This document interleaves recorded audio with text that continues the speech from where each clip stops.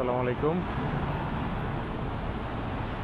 Free বাস আগের ভিডিওতে বলেছিলাম ফ্রি বাস। এই বাসগুলো ফ্রি, চড়বেন, এক জায়গা থেকে আরেক জায়গায় যাবেন, একেবারে ফ্রি, কোনো টাকা লাগবে না। এটা হচ্ছে মালয়েশিয়ার পেতালিং স্ট্রিট, জালান পেতালিং, এটা একটা জায়গার নাম। আর আরেকটা জায়গা আছে পেতালিং জায়া। আচ্ছা, জালান পেতালিং জায়গাটা কেমন এটা দেখি না, চলুন এক্সপ্লোর করি, যেহেতু ওই দিকেই যাব। So just try to explore. এই হচ্ছে রাস্তা।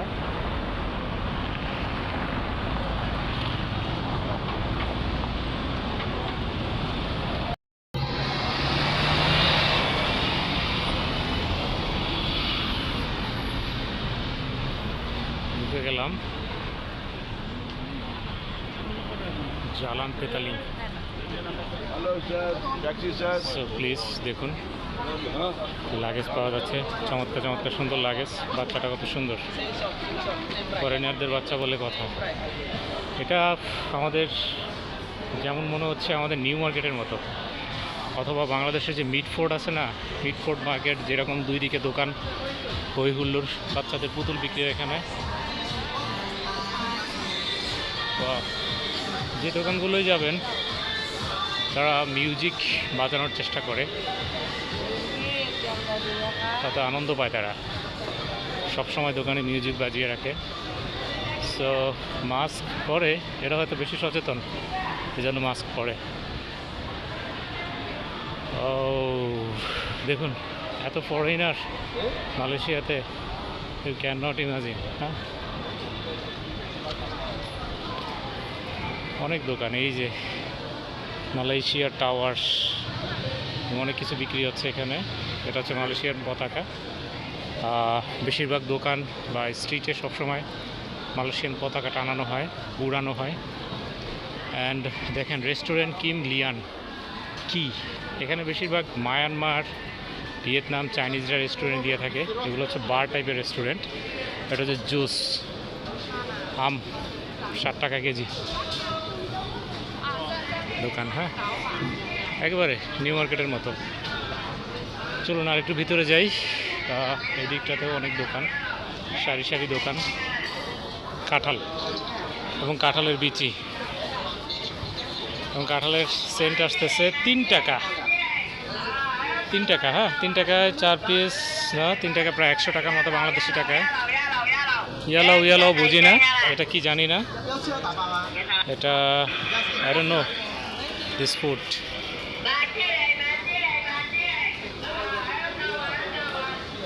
ওকে, সো এখানে কিছু ফুড আছে, এক্সপ্লোর করতেছি দেখুন। সো এটা হচ্ছে মালয়েশিয়ান ফুড, অনেক চমৎকারভাবে সাজানো। বয়স্ক এক নানি বা দাদি, উনি বসে আছে এগুলো নিয়ে। আমাদের বাংলাদেশে যেমন বিস্কিট, তারপরে হচ্ছে আপনার মোয়া, নকুরদানা আমরা বলি, যে বাদাম দিয়ে তৈরি করা হয়, তিল দিয়ে, এই টাইপের। সো এখানে ভালো বিক্রি হচ্ছে এগুলো। হাই, অ্যান্ড এখানে কি হচ্ছে দেখি, এখানে দেখুন মুরগি। এই হাঁসটা কীভাবে কাটে একটু দেখুন। এটা হচ্ছে একটা হাঁস, বাংলাদেশি হাঁস হচ্ছে পাতি হাঁস। তো এই হাঁসটাকে এখানে প্রসেসিং করে দেয়া হচ্ছে। হাঁসটা সিদ্ধ করা হয়েছিল, সিদ্ধ করা থেকে এখন এটাকে প্রসেসিং করা হচ্ছে। একেবারে মাথাটা দেখেন, হাঁসের মাথাটার কী অবস্থা, চমৎকার। জানি না, আমি কখনো এগুলো টেস্ট করি নাই, মাথাটা কীভাবে কাটলো দেখেন।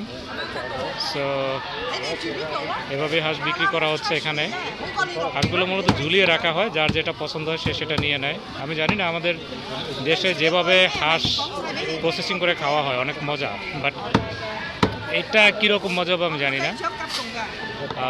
একটা সেন্ট বের হচ্ছে, বাট সেন্টটা আমার কাছে ভালো লাগতেছে না। আমার মনে হয় না আমি খেতে পারবো, হয়তো যদি এটা খাই আমার বমি চলে আসতে পারে। So I am not interested to taking this one. And এটার ভিতরে দেখেন যে পানি বেরোচ্ছে। হ্যাঁ, দ্যাট মিন্স এটা হাঁসের যে একটা গন্ধ, সেই গন্ধটা কিন্তু এই হাঁস থেকে পাওয়া যাচ্ছে।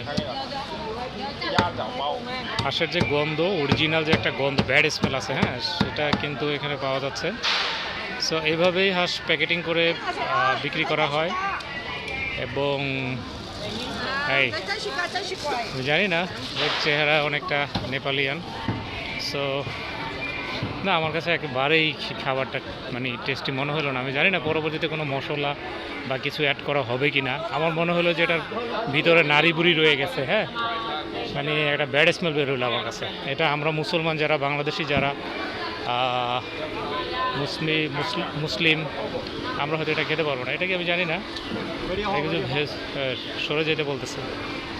এখন আমি জানি না এটা কি, এটা একটা প্রসেসিং চলতেছে, কোনো একটা খাবার হবে, কোনো একটা গাছের বীজ, এরকম কিছু হবে। অ্যান্ড দেন এই তো আস্তে আস্তে এই যে পেতালিং জালানের যেই মার্কেটটা, অনেক বড় চারিদিকে, আসলে সব দিকে ঘোরার সুযোগ হয়নি। সো একটা রোডেই ঢুকলাম, এই একটা রোডই মানে শেষ করতে পারতেছি না, মনে হয় যে আরও অনেক দূর সামনে আগাতে হবে। সো বাচ্চাদের জামা কাপড় এইখানে আমার যেটা মনে হয়েছে, এই দেখেন ছোট্ট একটা পুতুল, 6 RM, দ্যাট মিনস প্রায় 150 টাকার উপরে। বাংলাদেশি টাকা যদি আপনি ক্যালকুলেট করেন, এটা এক্সপেন্সিভ, হ্যাঁ, এক্সরবিটেড, একেবারে গলাকাটা একটা প্রাইস। 28 টাকা চশমা। তো বাংলাদেশি টাকায় সেগুলো আপনি নিউ মার্কেট থেকে হয়তো কিনতে পারবেন 120 টাকা, 100 টাকা এরকম।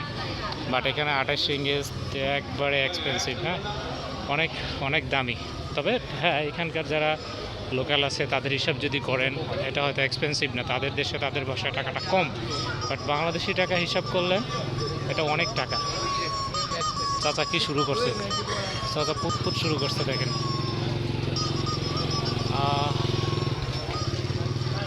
সো আমি তো যাচ্ছি, সামনের দিকে আগাচ্ছি, এবং হয়তো আমি রোড মানে যেখানে যাওয়ার কথা সেখান থেকে অন্য দিকে চলে যাচ্ছি।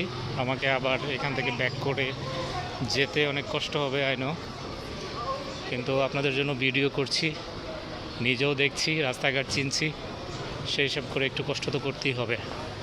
এখন এখানকার টাইম হচ্ছে 2টা, দুপুর 2টা, বাংলাদেশি হচ্ছে আপনার 12টা। সো এখানকার টাইমে আমার খিদে লাগছে, কিছু খাওয়া উচিত, কিন্তু ওদের যে খাবার, আস্তাগফিরুল্লাহ, ছোটোখাটো পোশাক, এই যে দেখে সামনে, এগুলো কিছু বলার নাই, না তাকাই, হ্যাঁ, এগুলো এখানে অ্যাভেলেবল, এই যে দেখতে পারেন। সরি টু সে, একেবারে পেতালিং স্ট্রিটের শেষ মাথায় চলে আসছি, একেবারেই শেষ মাথায়। জানি না সামনে আবার কোনো চমৎকার রোড বা কোনো কিছু অপেক্ষা করছে কি না। আমি যাব হচ্ছে LRT রেল স্টেশনে, ওই যে দেখা যাচ্ছে। সো আই ডোন্ট নো এটা কোন জায়গা, কাউকে জিজ্ঞেস করতে হবে। এই যে একটা ফরেনার ফ্যামিলি, মেয়েটা সম্ভবত ইন্ডিয়ান, বাচ্চাগুলো লুক লাইক ইন্ডিয়ান, হ্যাঁ, বাট ছেলেটা ইতালিয়ান বা আমেরিকান এরকম হবে। অ্যান্ড দেন আরেকটা স্ট্রেটে ঢুকলাম,